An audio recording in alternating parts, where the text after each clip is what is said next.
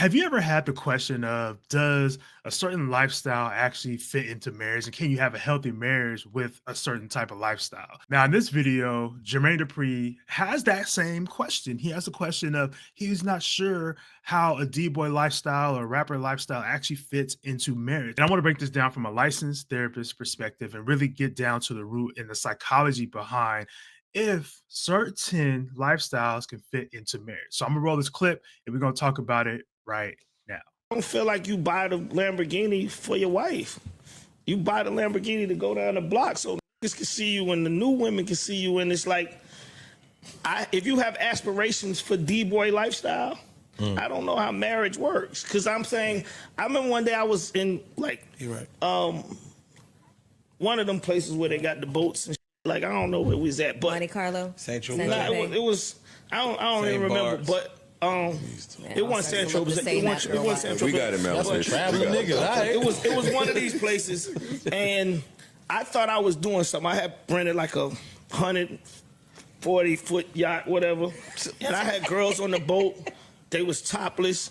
The music was popping. You know, that's the place where they put the boats beside each other and all this. And that's a 300-foot big. I'm saying, right? So the waves start moving crazy. Boat start rocking. My boat start moving, and I'm like, "What the f going on?" And it's this big boat that's coming, right, like a 250, something crazy, some wild shit, some super dumb 80-year-old. And the nigga that was on the boat was Marty Bandier. He was the CEO of EMI Publishing, which became Sony Publishing now. And I'm signed to Sony Publishing. He pulled his boat right beside my boat. And thank you. Play imaginary players. he saw us. He saw us partying. He saw the girls. He did all this. He jumped off his boat and came to my boat and said, "JD, don't ever be the that own that boat over there." And I was like, and it ain't hit me till afterwards. I'm like, I looked at his boat and it was big, but it was quiet as It wasn't nobody dancing, wasn't no women on that. It was just him and his family, and he wanted to be on my boat. So Jermaine Dupri, he hit a lot of valid points in this.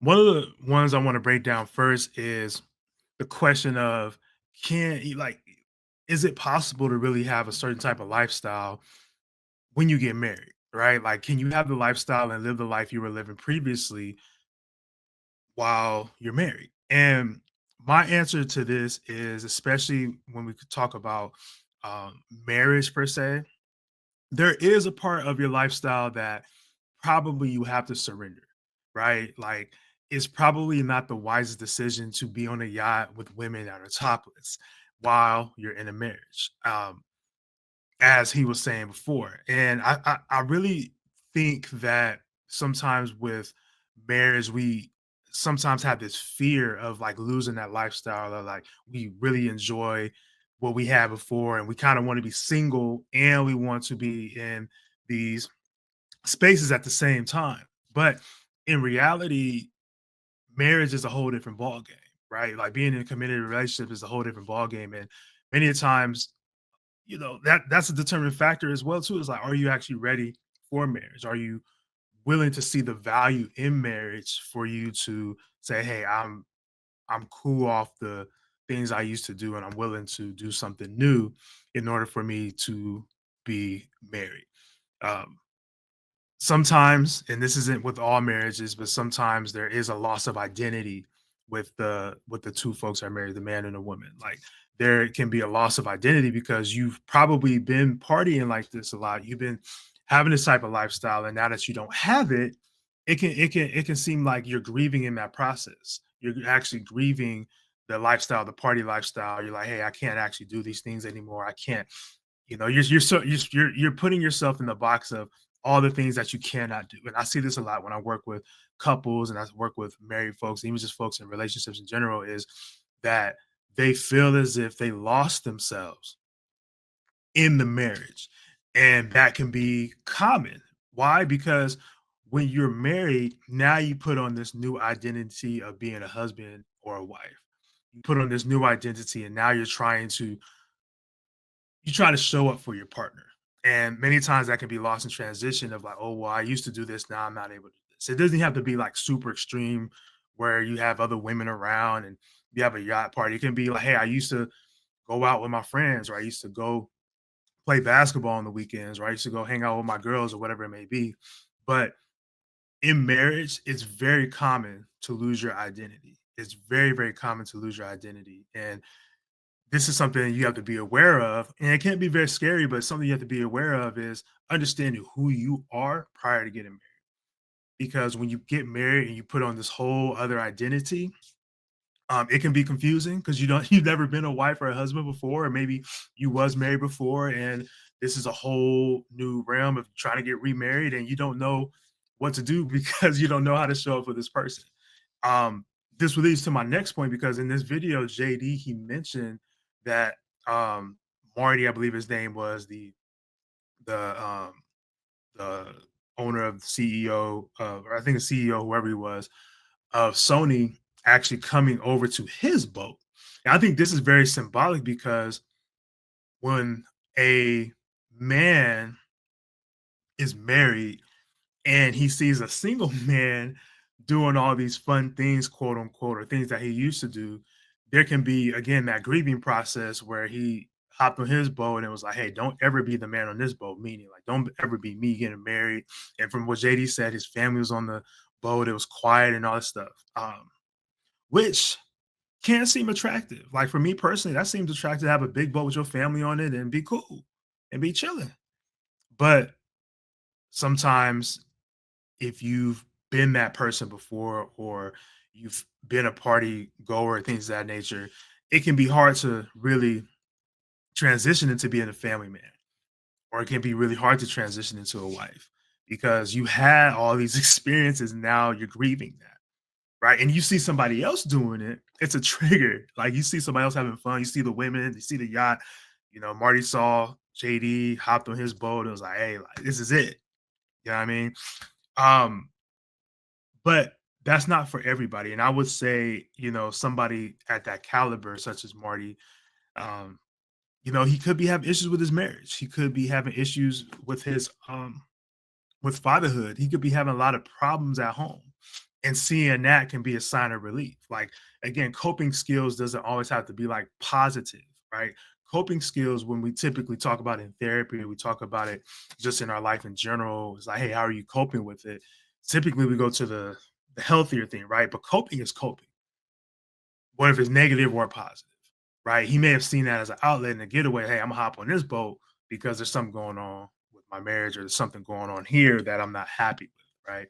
But for him to tell JD that, I think it is a very good indicator that he is praising JD's lifestyle at the time. I'm not sure if it is right now, but it was at the time more than his actual marriage or his relationship. Um, Now, the interesting thing about this, again, going back to the marriage and the lifestyle, from my clinical lens and my standpoint is that you do have to have a process in which you have to understand if you're ready for marriage or not. Many a times we have this idea of, oh, well, marriage is going to be something that I'm ready for, and societal pressures that put you in this position of trying to get married. But in actuality, you're probably not ready to get married, right? You're probably not ready to get married. And these are honest conversations that you have to have with yourself prior to getting married, because you can be pressured into marriage. You can still be talking to other people and want to try to get married. And, it's not a bad thing to not get married. Like I'm pro marriage, despite what society says. I'm always pro marriage. I feel like it's the most beautiful thing for a man and woman to come together in marriage. I feel like that's like divine. That's like amazing. But you have to understand that if you don't get married, that doesn't make you a bad person. It doesn't make you it doesn't make you a horrible person, because you can still be favored by God and not get married. That's that's what it like. God, yeah, he wants us to multiply and be married, things of that nature. But if you don't go get married, doesn't mean you're going to hell. It doesn't mean you're gonna be condemned or anything like that. Doesn't mean any of that. But understand though, when you do get married, there are some sacrifices. There are some things that you have to take into consideration because it's not all about you, right? It's you guys together, you guys being one. So to answer this question from my standpoint is that it is very difficult to have both lifestyles. And if you're trying to have both lifestyles, trying to get married and trying to have this D boy lifestyle, as Jermaine Dupri had um, termed it, one's gonna give. You can't have both. You cannot have both. Either the marriage is gonna fail, or you're gonna like the D boy lifestyle is gonna fail. But to try to integrate the two, it's like oil and water, in my opinion, because there's certain aspects and certain values and principles of both of a marriage and the D boy lifestyle that don't mix. There's too many contexts and principles that don't align, right? There might like with marriage, it's like, hey, I'm to death do us part. I'm just with you, and we're locked in.